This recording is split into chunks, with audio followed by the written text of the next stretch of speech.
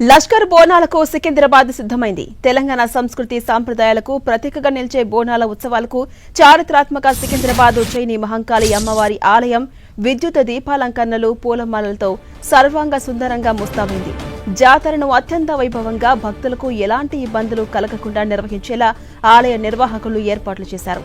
జానపద కళారూపాలు, శివసత్తుల పూనకాలు, పోతురాజుల విన్యాసాల మధ్య అమ్మవారికి బోనం సమర్పించేందుకు భక్తులు తెల్లవారుజామునే క్యూ కడుతున్నారు.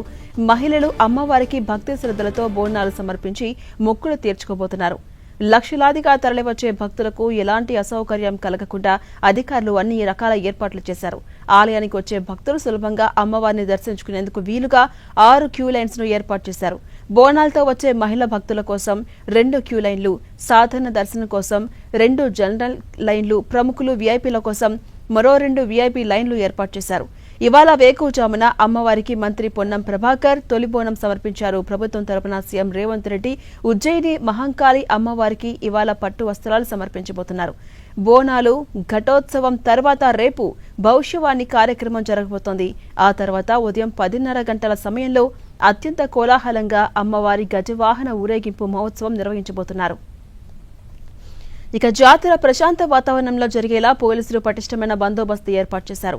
ఆలయ ప్రాంగణంతో పాటు పరిసర ప్రాంతాలను కెమెరాల ద్వారా కమాండ్ కంట్రోల్ రూమ్ నుంచి నిరంతరం పర్యవేక్షిస్తున్నారు. బోనాల జాతర నేపథ్యంలో సికింద్రాబాద్ ప్రాంతంలో ట్రాఫిక్ ఆంక్షలు విధించారు పోలీసులు. 2 రోజుల పాటు ఈ ట్రాఫిక్ ఆంక్షలు అమల్లో ఉంటాయి. వాహనదారులకు ఇబ్బంది కలగకుండా ట్రాఫిక్ ను ప్రత్యామ్నాయ మార్గాల్లోకి మళ్లించబోతున్నారు. ఆలయానికి 500 మీటర్ల దూరంలో ప్రత్యేక పార్కింగ్ స్లాట్లను ఏర్పాటు చేశారు. వాహనాలను పార్కింగ్ స్థలాల్లోనే నిలిపివేసి కాలినడకన ఆలయానికి చేరుకోవాలని అధికారులు సూచించారు. భక్తుల దాహార్తిని తీర్చేందుకు హైదరాబాద్ జలమండలి ఆధ్వర్యంలో 5 వాటర్ క్యాంపులను ఏర్పాటు చేశారు. అత్యవసర వైద్య సేవల కోసం ఆరోగ్య శాఖ ఆధ్వర్యంలో 3 మెడికల్ క్యాంపులను అందుబాటులో ఉంచారు.